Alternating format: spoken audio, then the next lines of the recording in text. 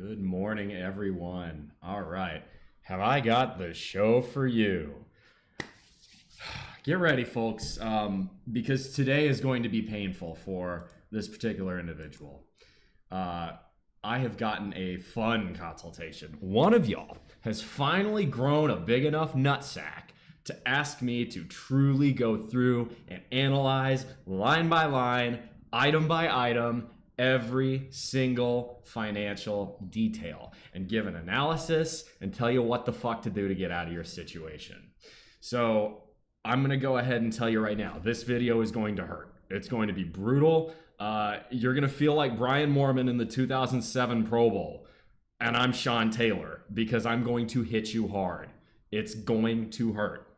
You're going to be a better man for it. And the reason I'm going to hit you that hard is because I know you, I trust you, and I am confident that you can take this advice, not get butthurt because it's harsh, apply it and become a better person for it, improve your own finances.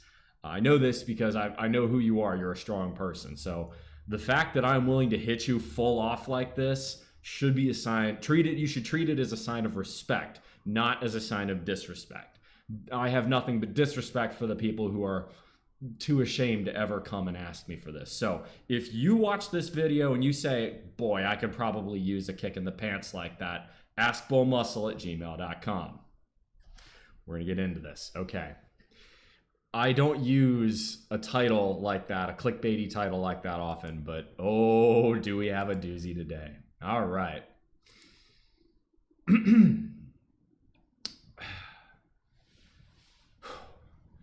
Good evening, Bull Muscle. I asked you a while back for some information on diet and fitness, and things have been going well on that front. I'd like you to take a look at my finances now and see if there's a way that you can help me. Here we go. I asked him, okay, what do you have for, line by line items? Show me what your budget is. What is your expenses? So first off, credit, okay? He was able to give me monthly expenses line by line. If you don't have that, oh boy, that's even worse. So again, I'm gonna go ahead and say this guy's tough enough to take the abuse, a little bit of a ribbing, and he's smart enough to already have some kind of a budget. Income, about $2,500 a month. It's not a lot, but he lives in a very low cost of living area. That's good. That's sort of the general rule of thumb that y'all should use, okay? High cost of living equals high salary, okay? So if you live in a place like New York City, you better be getting paid enough to justify living there. If you aren't, you need to get rich by either finding a higher income job or moving to a lower expense place. I know that's a bit rich because of where I live, and well, with Elon and Doge sniffing around, I may find myself unemployed. The difference is I'm wealthy enough to take the hit. So this person, however, is not. Got a mortgage of $551 a month on a sub 5% mortgage. That is fan-fucking-tastic. Good for you, man. It's property. That is very good debt to have. It's at an interest rate that's at or even depending on the year below inflation. Wonderful. That's good. Car payment. Oh boy. Okay. Lesson number one. Do not finance depreciating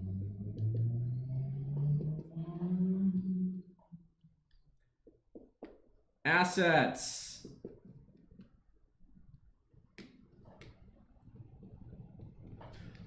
Do not finance depreciating assets, okay? Do not finance depreciating assets. Do not finance depreciating assets. Do not finance depreciating assets. Now, that was more meant for everybody. This guy, I know his situation a little bit. His car went tits up and he had to have a new one. He lives a little bit too far away to where even I can't recommend biking at that distance. And given that he's got a very good low-paying mortgage at a very low interest rate, I can't really recommend him move. With his skill set, moving closer to work, it wouldn't quite be worth it. So this is one where the commute is justified, and to his credit, he picked a much more fuel-efficient car. So credit where it's due on that front. However, for the rest of y'all, okay, don't finance a fucking depreciating asset. So his car payment is, oof. Okay, $174 a month, that's not bad.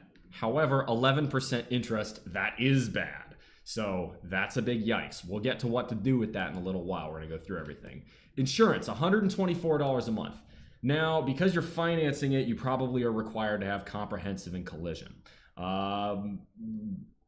Ideally, you need to pay that off immediately so you can get rid of comprehensive and collision and do the legal minimum. And the way to fix that is be a safe driver. So if you're in your insurance company, first off, shop around. You may be able to get that below $100 a month. If you can shop around for insurance, you know, look at, I know a lot of companies like USA, my insurer has Safe Pilot. I don't really like it, to be honest, it's too invasive. A lot of other insurers, Geico, Allstate, Progressive, State Farm, have these little dongles that you can put in your car for Bluetooth. And they basically, while you're in the car, they'll connect up to your phone to make sure you're not using your phone while you're driving. In other words, it will give you an insurance discount based on how much safer of a driver you are. That's easy money for something you ought to be doing anyway, which is driving safely and not texting while driving, not using your phone while driving. So that one, easy pickings. Hopefully that would save you a little bit of money. You could also look into defensive driving courses. There are online courses that cost as little as 20 bucks, but that might save you 10 bucks a month in insurance. Well, that pays for itself within the first 6 months. Even if it only saves you 5 bucks a month in insurance, that's still, right, a $20 expense for $5 a month savings that pays itself within 4 months. In other words, it's a 200% return on investment in 1 year. Or no, 300% return on investment in 1 year. So insurance, I think there's a little bit of room we can work on there. But that's, you know, and you're gonna say, oh, but that's only 20 bucks a month. Who cares? 20 bucks a month when you're only making 2,400, 2,500, that's a big deal. You need to be watching every fucking 10 that goes in and comes out of your bank account right now, especially with the amount of debt you're in. Because right now, if you don't change, you are going to be a debt peon for life. You are going to be enslaved to your creditors. That's the brutal truth. If you want to be a debt peon, by all means, have fun. It's gonna hurt when you start getting your shit repoed, but have fun with that. When you start getting credit, you know, further credit extensions denied. Anyway, oh boy, credit card number 1 and 2, $113 a month and $35 a month. First off, why do you have monthly credit card payments? This is a failure to understand compound interest, because I asked him afterwards, what credit, you have three credit cards. The third one's $36 a month. I said, what interest rates are you paying on them? Because this is critical to know, because all these cards are all too often very high rates. And the answer turned out to be he didn't even know, went and looked and said, holy shit, 27% APR. Now, isn't it funny? Isn't it funny that is above the legal usury law for personal loans and debt consolidation loans? Fucking sane. Yes, ENB, that's absolutely right. 20 bucks a month multiplied by 173, which is the time frame you ought to be using, 10 years, is equivalent to, that'd be $3,460. Is that right? Yeah, $3,460 over 10 years. So that's 173. Yeah, $3,460. That's a lot of money. That's enough for him to pay off one of these credit card bills. So, Jesus Christ, man, you've got a lot of high interest debt. That's the bad news. The good news is, and you've got other debt, but that debt's lower interest, so we don't have to worry about that. The first thing you got to do is get rid of the highest interest debt first. Enough with this bullshit Dave Ramsey snowball method. No. You pay the highest interest debt first, and you treat it like your goddamn hair is on fire. You treat it like you're being attacked by a swarm of angry hornets, okay? This debt is an emergency, and it is undermining your financial future and your children's financial future. You must attack it, and you must attack it now. So the good news is, with interest rates like that, you can probably find a debt consolidation loan. I would estimate probably around the 10 to 10.5% range, which should, you know, at minimum, at least reduce the amount of money you're pissing away every month on interest. I estimate by roughly, between those three and the car payment, roughly at least $225 a month in savings, which for your income level is damn near 10% savings rate just on interest payments alone. That's fucking enormous. Anyway, next up, let's look at, you've got a healthcare bill. It's $27 a month until August. That's pretty reasonable. And given your other much more emergent debt, I don't think that's worth really exploring right now. Utilities, you've got $200 to $450 a month. And so I wrote back to you, said, okay, that's a lot of variance. Why is there so much variance in your utilities bills? Does that include electric, gas, water, and what else? And I learned, okay, this person lives in the Midwest, which means they deal with properly cold winters. Obviously, I'm not going to be hypocritical on this front too much because I live in fucking Hawaii, right? However, I got utilities as a single bill. I pay my city, so that's combined gas, water, sewage, trash, and electric, which when you put it that way, that's actually not too bad. Home doesn't have central air, so electricity fluctuates massively depending on the time of the year. You live in a place that generally doesn't have too many hot days. You know, you might get a couple days in the 90s, and when that's the case, you know, you want to turn on box fans. So here's a great little tip. If you don't have one of these, you can go to fucking Goodwill and find one for $5. Worst case, you can go to any hardware store and find one for 20. One of these bad boys in your climate in the winter or in the summer, at night, it'll still get into the 60s most nights, or even into the 50s. And if that's the case, what you do is you load these in your windows and you set them to 3 and you let them run all fucking night. They're white noise generators, which is useful for a lot of people. But more importantly, they will dramatically lower your aircon bill. This is a very easy way to handle things in the summer. The other thing you can do, which I know because you're losing weight will become progressively easier because as you lose weight, you gain more thermal acclimation. The other thing you can do is start slowly increasing your thermostat in the daytime. Now at night, you want to keep it low enough to where you're comfortable to sleep. Getting good sleep is worth the extra money. But in the daytime, you can probably slowly inch it up, right? If you're running it at 72 in the daytime, like a lot of frankly wasteful people do, try 73. Give it a few weeks, then try 74. Give it a few weeks, then try 75. Inch it up to a point where people really start to complain in your household. I personally would say no less than 76. That was the compromise I made with my roommates. Personally, here, living in Hawaii, for me, it's usually in the 80s in my house, 80 to 82. If it gets into the mid 80s, I'm like, all right, it's getting a bit sweaty. Usually I'm outside at that point, honestly. By the time it gets into the mid 80s in my apartment, it's already evening time, and so the outer temperature is lower, which means I just plug in the box fan and boom, cooler air for a whole lot less. And the reason I know this, right, electricity in your part of the country is pretty cheap. Electricity here is about 3 to 4 times the cost of what you're paying, so I know what I'm doing here. So, okay, that's the summers. Let's talk about winters because I can't sit here and judge you too much. However, there are some hacks I have learned over the years to help. First off, blankets are a one-time cost and are very cheap.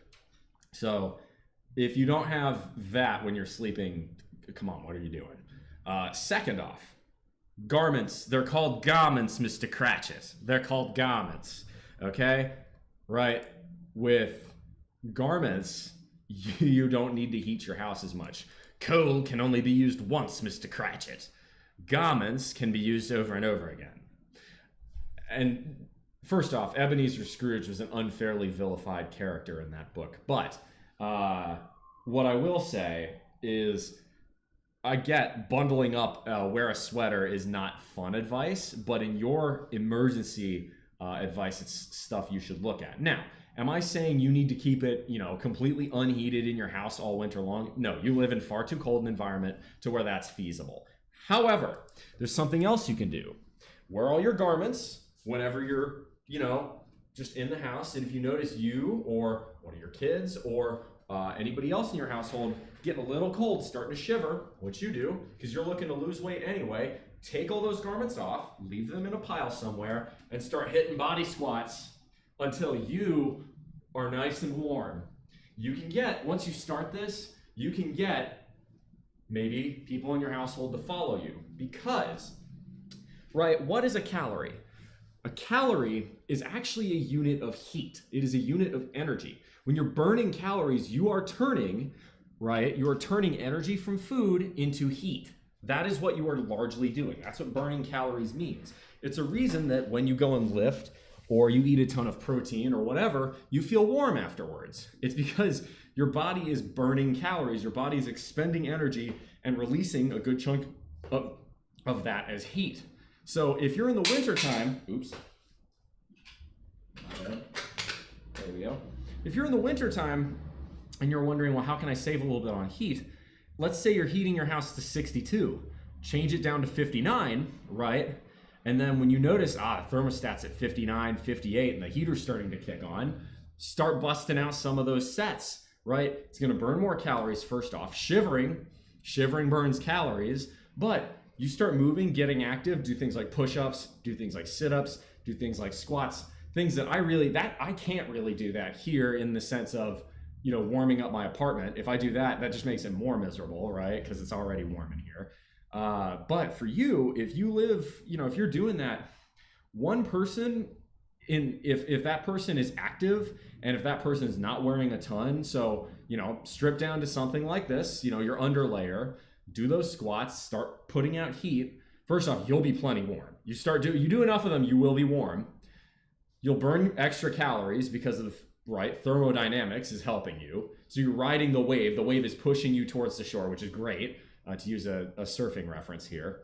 But one active person can put off as much heat by burning extra calories as a space heater, right? So what is 1 calorie? I believe 1 calorie, the scientific definition, is the unit of energy that can raise 1 cubic meter of air 1 degree centigrade. So think about an apartment, right? Let's just say this room here.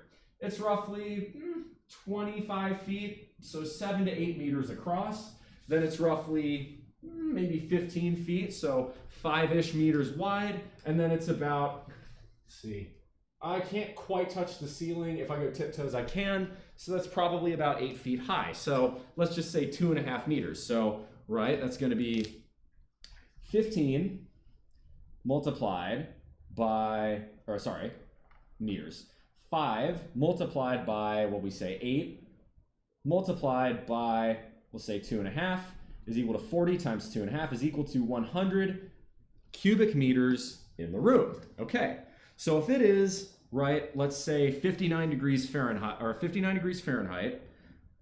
in your apartment equals 15 degrees Celsius, and you want to raise it to 16 degrees Celsius, you must burn 100 calories.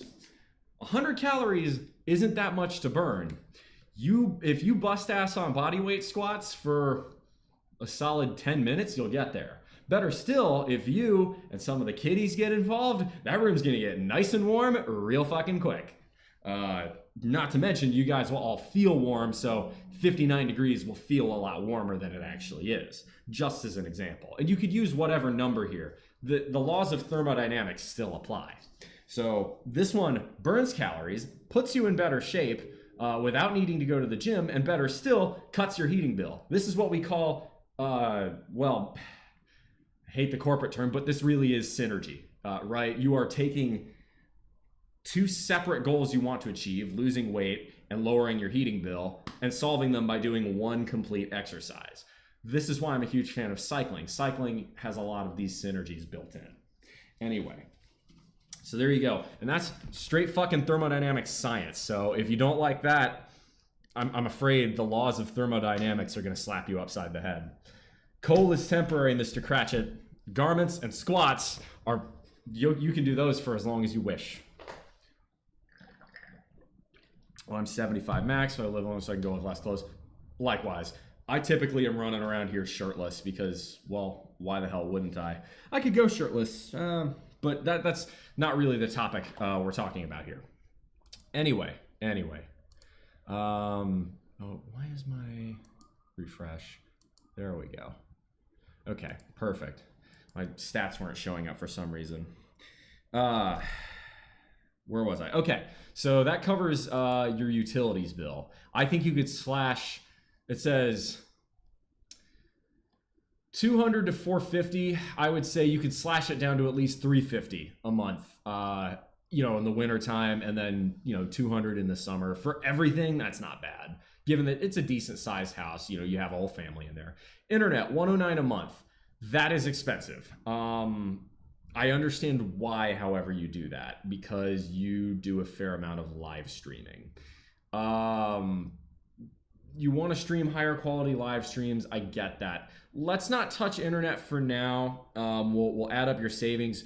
If things are still really tight, you could come back to that with a slightly cheaper plan. Better still, what you can do a lot of the time is get a Wi-Fi booster and offer, if you're really close and you trust your neighbors, you can offer them your Wi-Fi if they pay a chunk of your bill. That one is actually quite popular. All it takes is an antenna. I can send you the link. But if you're interested in that one, let me know.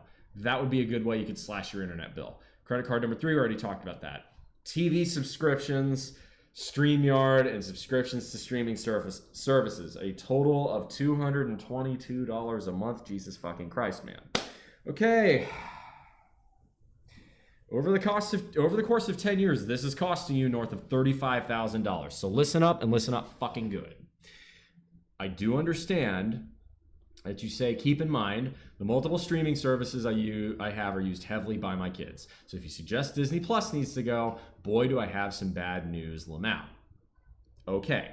And it's a fair thing that your kids might say, well, you're not cutting your internet or your StreamYard, which you do a fair amount of YouTube stuff, and I think your quality of videos is really good. So I'm not going to tell you to cut that for now. If things get dire enough, you're going to have to revisit that. But I think you can cut either the TV subscription or the subscriptions to streaming services. I think you can pick one, okay? I know that's gonna hurt, but you're doing a lot of this, right?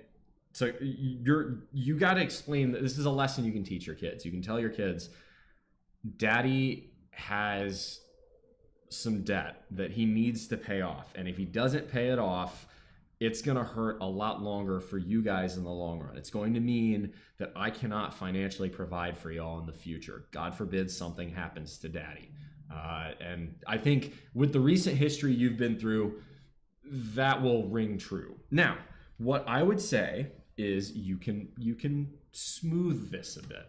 How do you do that? Well, I would say you offer the kids a choice. They pick the TV subscription or they pick the subscriptions to streaming services. They can pick one. You don't cut it all out. That would be unfair. That would not be fair to the kids. You'd be asking them to sacrifice quite a lot. To be honest with you, it's possible to cut them all because I know where you live, and I know that you have the best free entertainment that money can buy at the public library available for you. When was the last time you used the library? Better still, I know where you are. Again, you could walk there. When was the last time you took your kids to the library for a few hours? There's Wi-Fi at the library. You could work on any of your side projects while you're there. And then right next door, because you live in the Midwest, you have a gas station that I miss that has just the best. You live in Ohio. It's United Dairy Farmers. UDF is fucking amazing. It's the most schizo-tier state in terms of food because y'all come up with a great idea with pasta and chili, and then you execute it horrendously. You execute it like, fucking Akron in football. Just awful. Absolutely terrible. Skyline and Gold Star are trash. It's a trash execution of an otherwise good idea. But when it comes to ice cream, man, Ohio is goated. Between Graders and UDF, nowhere beats Ohio. And I've lived in Texas for a long time. I love my Bluebell. I love it. But, hell, my university, right, Texas A&M, Bluebell Park is our college baseball stadium. But compared to Graders and UDF, no, Ohio wins this one. So, right, what you can do is once you made these cuts, maybe go take your kids to the library for an afternoon. You can get some work done. They can get some reading in, and nothing will improve your child's academic performance better than letting them read. They can read whatever the hell they want. They can even play computer games in there sometimes. It'd be good if they were reading at least a bit. But then afterwards, you take them over to UDF. UDF is still pretty cheap. Right, if you do that, let's say twice a month, those 2 ice cream visits are going to be what? maybe 30 or 40 bucks total. So you've slashed your budget in half because the library's free, right? And then the UDF, boom, easy, done. And then as they grow up, they can go to the library themselves. Developing a lifelong love of the public library is one of the best moves you can make financially because it gives you free entertainment for life. I go to the public library all the time. There's no stigma about using it. The library is, this is one of the rare instances where I'm a downright bleeding heart liberal lefty. Anyone, and I love capitalism as much as anyone else, anyone who wants to get rid of or dismantle the US public library system is a fucking idiot. That is money extremely well spent. Use your public libraries, use them as much as you can, okay? Hang on a sec.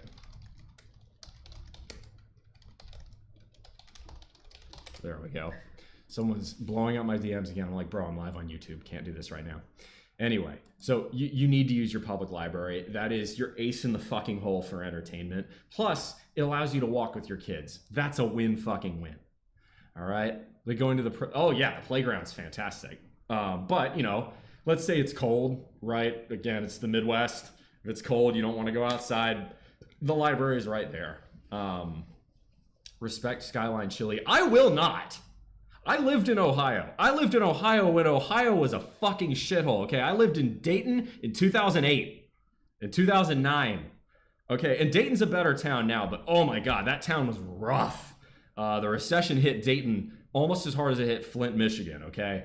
And I've got some fond memories. I hated school there, but that's because I was a fucking prick too.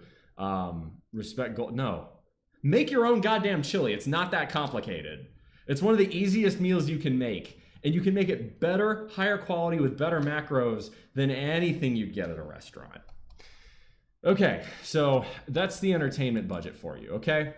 You've got some debt, other debts, mostly medical bills that are either in collections, applied for relief, or student loans that are about to transition into forbearance. We don't need to address those for now. You've got much bigger fish to fry in terms of immediate and high credit card debt. So number one, all right, advice to you. Number one, consolidate debt. I think you understand this now after I asked you what the interest rates were because you're like, oh shit, that's a problem. Good. That's the mindset you need. This is a fucking emergency. Number two,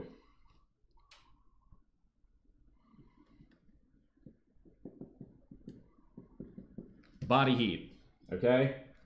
You're already trying to lose weight.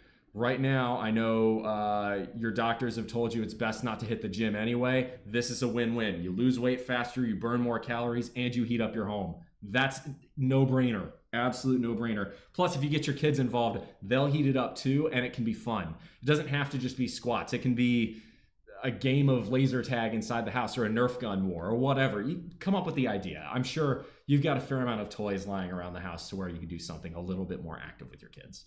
And if you don't, go to Goodwill or Salvation Army. A Nerf gun is fucking cheap there.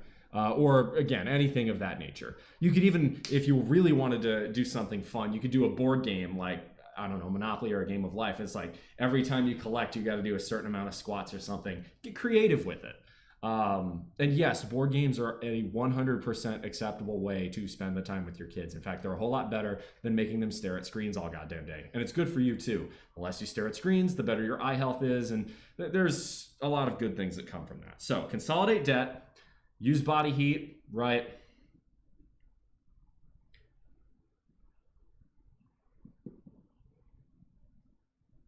Number three, library, okay? Those are the three biggest ones right now. Asked a few other items because I didn't see items for food, gasoline, car maintenance. So let's talk about gasoline first. You chose a much more, to your credit, a much more efficient car in terms of fuel. However, you're saying gas is like $30 to $40 a tank. That's not too bad. So you're probably around 10 gallons, a little bit less maybe, or a little bit more than 10 gallons because where you live, gas is probably a lot cheaper than it is here where it's $4 to $5 a gallon. Average $160 for gas monthly. I bet with careful, clever, and consider driving, in other words, hypermiling, you could try and get that down to about $120 a month. So how do you do that? Well, first off, a tire gauge. You should have that in your car anyway for safety reasons. Make sure your tires are properly inflated, especially when it's cold out. When it's cold out, right? This is the ideal gas law. When temperature falls, pressure will fall, right? PV equals nRT. There you go. We're throwing some fucking high school chemistry on your ass here. When temperature falls in your tires, the air pressure is going to fall. When the air pressure falls, you get increased drag. When you get increased drag, especially because you have to make a commute, you will get lower fuel economy because your engine has to work harder to overcome it. Keep your tires well inflated and check them regularly, like once a week. Okay? Other ones, excess weight, shed it, get rid of it. I think your car probably just comes with a can of Fix-A-Flat. Great. If it's got a spare, ditch the spare, use Fix-A-Flat. I would say if you've got any junk in the trunk, insert your own joke here, get rid of it. Weight equals, right? This is physics now, high school physics. F equals ma. To provide a certain amount of force and a certain amount of acceleration, there will be a certain amount of mass involved, right? If you lower the mass, you can get the same acceleration with less force. Boom. Okay? So that'll be another one. Then you say you've got a girlfriend, been maybe $100 total a month for like 1 to 2 dates. I would say try to take, maybe instead of 1 to 2 dates at $100 a month, since you are in emergency mode right now, cut that down to 1 date for $100 a month, and then maybe cut it down to $50 a month for that 1 date. And then the other date, ask her, I know where you live out there, there are some very pretty little parks not too far from you. You've got a wildlife area not too far to the south and to the northeast. You've got you've got a couple parks that are pretty close nearby. You've got some options there. You live in a pretty nice little area, honestly. And yes, walks out in the cold aren't necessarily the nicest in the world, but there's a nature preserve. There can be something extremely romantic about a quiet walk in the woods where the only thing you hear is the breathing of your partner and the crunching of the snow and the occasional bird that maybe migrated a bit too early. It's February, so you've got another month or so of truly cold weather, but you're almost through there. Anybody remember We Fit? Oh my God, yes! Yes, ENB. Oh my God, that's a great idea. Go to a consignment shop or go to a Salvation or Goodwill. See if you can find an old Wii. Those things are incredible. Or OfferUp or Craigslist will probably have one for peanuts. Okay, even when I lived in Ohio, actually, I was like 13, 14 years old. The Wii is such a fun console. Honestly, I could argue it's the go-to gaming console of all time. And you can teach your kids how to use it. It's super simple. The Wii appeals to people at all ages. It does. And if you don't like Wii Tennis, or if you don't like Wii Fit, or Mario Kart Wii, we're different people. There's a lot of fun to be had. Even though that console is old as shit now. Oh God, when I was playing the Wii in 2010, it would have been like having an SNES then. God, I feel old. I turned 30 this year. Fuck me sideways. Anyway, and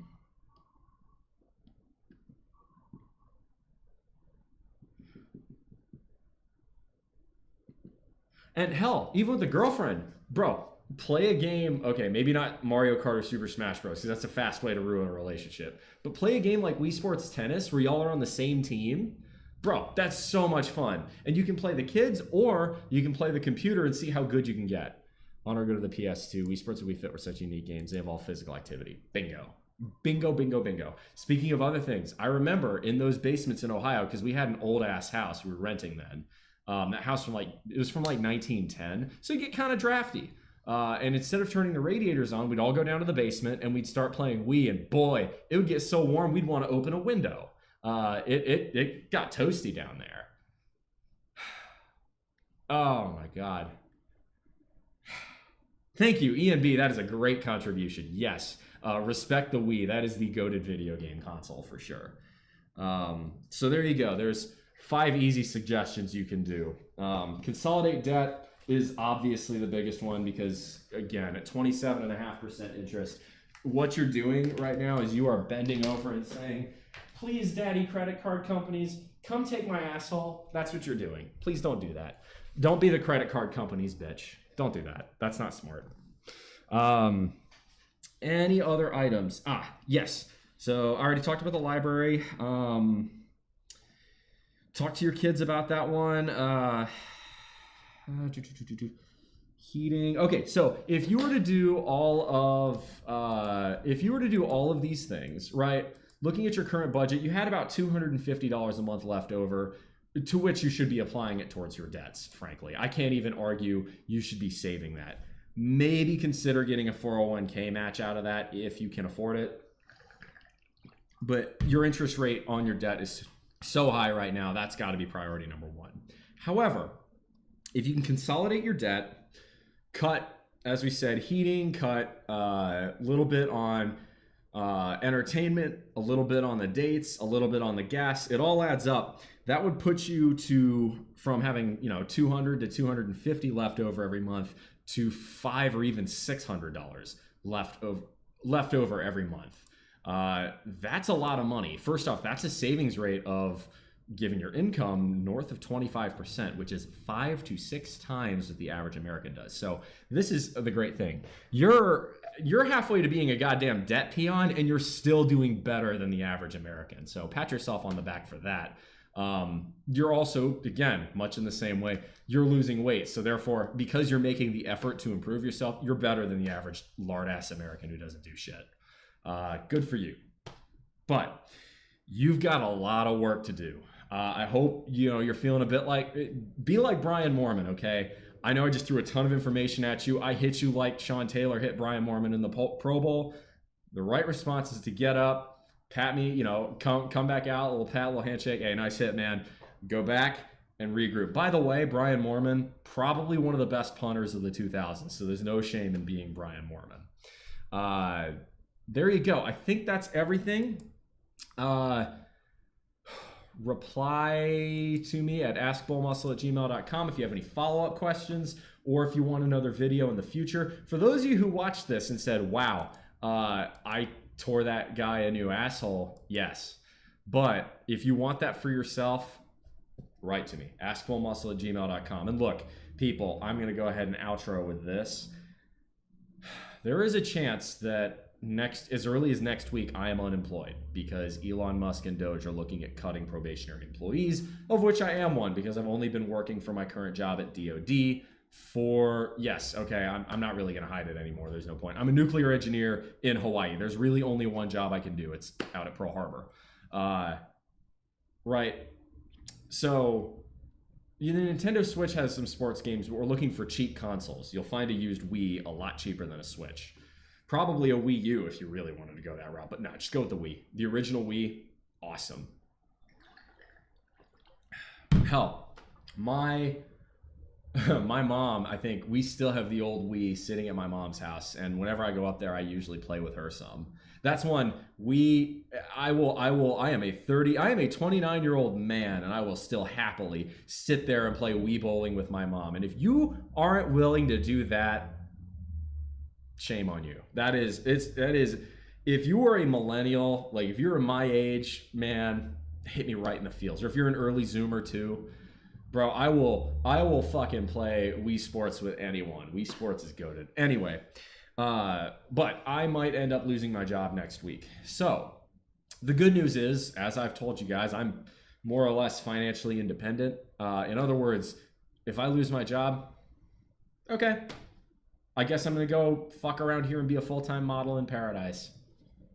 I have like a dozen different options and plans. And if you guys are interested in giving me feedback, drop a comment, drop a like, drop a subscribe, or come hang out on my Discord channel. Who knows what comes next? But the point here that I'm making is the only reason I'm so nonchalant about it, instead of panicking and sending out resumes left, right, and sideways like a lot of my coworkers are doing right now, and that's no fault of their own, is because I have achieved the power of fuck you. How do you achieve the power of fuck you? It's by spending less than you earn, not getting into debt, and getting into savings, right? So the whole point here is the interest is working against our friend who submitted. this whole analysis. Interest is working for me, right? My money works for me. My money gets me a return every year. Be it invested in something like the S&P 500, or be it invested in something like a house, which I charge out for rental income, okay? You want to be a creditor, you don't want to be a debtor. Albert Einstein, okay, pretty smart fucking dude, said, he who understands, compound interest is the eighth wonder of the world. He who understands it becomes a master of it. He who fails to understand it becomes a slave to it. So let's rescue you from slavery. Let's get you into the position of being the master of your own destiny, which I know you are a smart guy, you are a hardworking guy, you are a dedicated guy, and you are going to get there. Much love, my man, and thank you for having the balls to submit this to me. For anybody else, if you want this same kind of advice, it's going to be brutal, it's going to hurt, but it will be extremely effective. If he follows what I do, he'll be out of debt maybe in a year or two, and he'll be building his savings and empire, probably enough to retire early if he really wanted to go that route, maybe in his 40s or 50s. So, hey, you know, a whole lot better than waiting for Social Security to take care of you, because the way things are going, that won't exist in a few years. Well, it'll exist in a much diminished form. Social Security's scheduled to go insolvent by 2036, so don't count on that. If you are my age or really anywhere below about age 50, don't count on Social Security to be there. Or at least, again, be there in its current iteration. So that's going to be it for this show. I believe I'm going to have a Pokemon stream tomorrow. Don't have any other consultations ready right now, so if you guys want one, askbullmuscle@gmail.com. Until next time, y'all make good decisions, because those good decisions form your actions. Those actions form your habits. Those habits form your values. Those values form an ethos to be the guide star through the rough waters of life. And as I said earlier, do not finance a goddamn depreciating asset. Much love, y'all. Come in for the hug. Shoots. See you tomorrow.